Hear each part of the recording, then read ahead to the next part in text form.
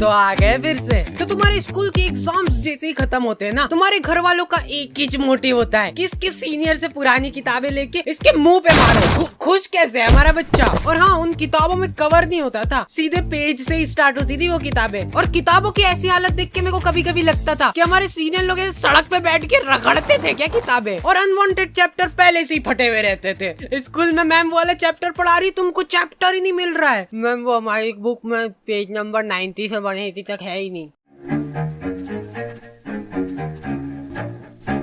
Anyways, गर्मी की छुट्टियाँ। तो गर्मी की छुट्टियाँ पढ़ते से हम लोगों ने असेंबल करा हमारा ग्रुप, दाल बाटी युवा मंडल। हाँ, हमको भी हमारे ग्रुप का नाम शुरुआत में थोड़ा ऐसा अजीब लग रहा था, कुछ ऐसे किसी चीज की कमी लग रही थी। तो फिर हमने दाल बाटी प्लस रायता युवा मंडल रख दिया। और हाँ, मेरे को आज तक ये बात समझ नहीं आई कि स्कूल वाले अप्रैल में स्कूल लगा के क्या कर रहे हैं। टीचर लोग तुमको एक एक चैप्टर पढ़ा देंगे अप्रैल में, और फिर जब तुम भूले भटके 2 महीने की गर्मी की छुट्टियों के बाद स्कूल आओगे, बेटा अप्रैल में पूरा कोर्स निपटा दिया था अपन ने, आंखों आंखों में भटिंग भटिंग करके चैप्टर निपटाते, याद नहीं क्या तुमको? कब?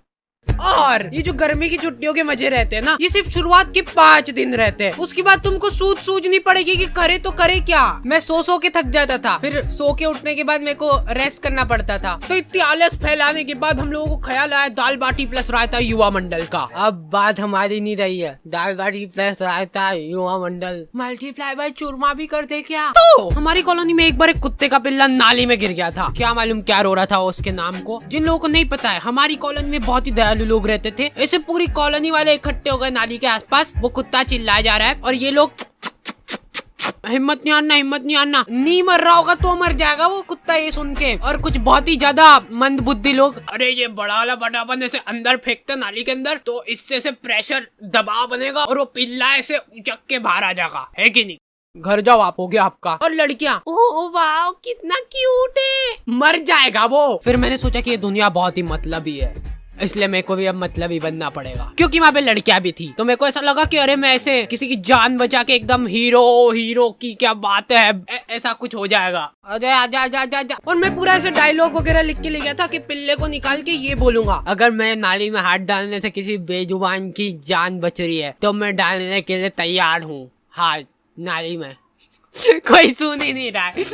ये डोकरा वो वीडियो रिकॉर्ड करके मेरे को व्हाट्सएप पे भेजा और लिखता है लमाओ हिंदी में लमाओ लिखा है इसने। मेरे को ऐसा लगा था कि जब भी हम लोग ऐसे कॉलोनी में निकलेंगे तो लोग गाना चलाने लग जाएंगे, हीरो। नहीं, कुछ नहीं करा इन लोगों ने, ये लोग कुत्ते को अप्रिशिएट कर रहे हैं। देख मैं बोला था ना, हिम्मत नहीं आ रही तो निकल गया ना तू। देखो यार, कॉलोनी वालों ने मेरे को शाबाशी वगैरह नहीं दी, वो सब ठीक है, लेकिन इनको क्या मालूम क्यों ऐसा लगने लग गया कि मेरे को नाली में हाथ डालने में मजा आते हैं। मेरे पास नाली साफ करने के लिए ऑफर आने लग गए, लेकिन मैंने सारे ऑफर्स को ठुकरा दिया। जी हाँ, तो फिर से आ चुका हूँ मैं, और आज हम लोग बात करने वाले हैं डुओलिंगो के बारे में। मतलब कि जिसके भी 2 लिंग। गर्मी की छुट्टियों में तुम लोग भी फ्री भोगते बैठे ही होंगे, तो इधर उधर दीवारों पे माथा पटकने की जगह तुम लोग सीख सकते हो कुछ काम का। जैसे कि डुओलिंगो में मैं सीख रहा हूँ इंग्लिश। अब आगे का मैं पूरा इंग्लिश में बोलूंगा अगली वीडियो से। अभी सीख रहा हूँ ना, अभी सीखा थोड़ा ना हूँ। और सबसे बढ़िया बात, ये डुओलिंगो बिल्कुल ही फ्री ऐप है, समझ रहे हो, फ्री। तुम लोग इंग्लिश, हिंदी और 40 अलग अलग लैंग्वेजेस सीख सकते हो। लड़कियों को फिर तुमसे वो होगा, मतलब आकर्षित हो जाएगी लड़कियां तुमसे कि हिंदी में नहीं पढ़ रही तो इंग्लिश बोलने वाली लड़की को, मतलब ऐसे फिर 40 लैंग्वेज आएगी, तुम मतलब पूरे वर्ल्ड की लड़कियों को आकर्षित कर लोगे। तो डुओलिंगो को यूज करना बहुत ही सिंपल है, क्योंकि इसका इंटरफेस है बिल्कुल मस्त। So go and download Duolingo and learn a new language now. Link is in the description.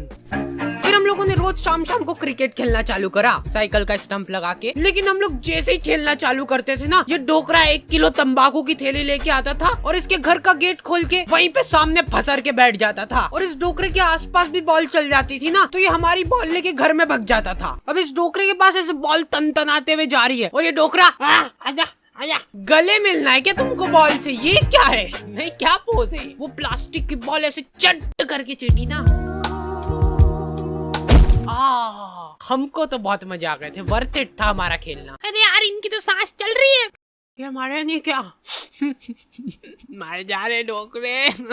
खैर अभी तक तो हो गया है मजाक मस्ती चुटकुले वगैरह, लेकिन तुम लोगों ने अभी तक मेरा इमोशनल साइड देखा नहीं है। रुमाल वगैरह रख लेना पास में सेबड़ा पोंछने के लिए।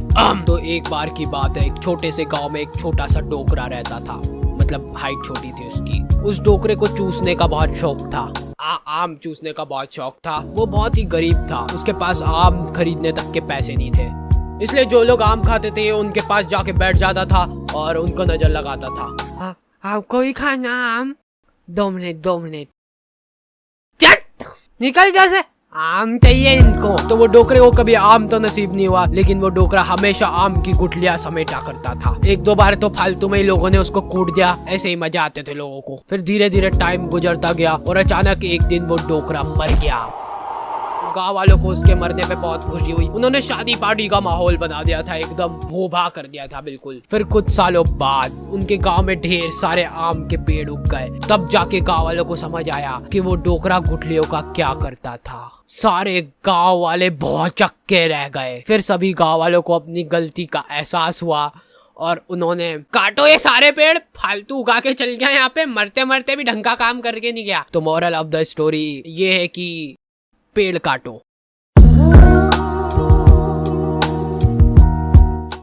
हम लोगों ने सोचा कि फिजिकली तो ठीक है, पर ऐसे मेंटली भी ग्रो करना पड़ेगा अपने आप को। तो हम लोगों ने मेरी अच्छी बढ़िया रिमोट कंट्रोल कार थी, उसको तोड़ के उसकी मोटर निकाली और ये मैं बोल रहा था अपन में बहुत पोटेंशियल है, बस अपने को मालूम नहीं अपने दिमाग की सीमाएं।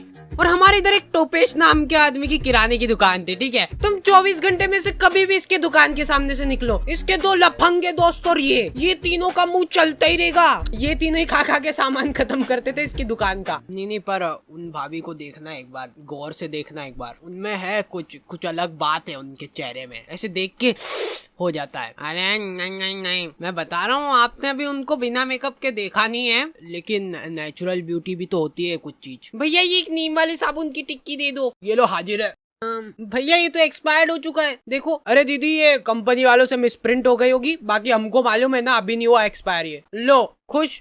नहीं भैया रहने दो। अब ये तीनों अपना पॉइंट प्रूव करने के लिए टंकी के नीचे नहा के बता रहे हैं। देखो दीदी ये झाग बन रहा है बढ़िया। देखो कुछ हो रहा है क्या? हमको कुछ नहीं हो रहा ना। लो ले जाओ, मैं कह रहा हूँ। लो अब ले जाओ, ये वाले एक ही था हमारे पास, बाकी के सारे साबुन ये दोनों खा गए।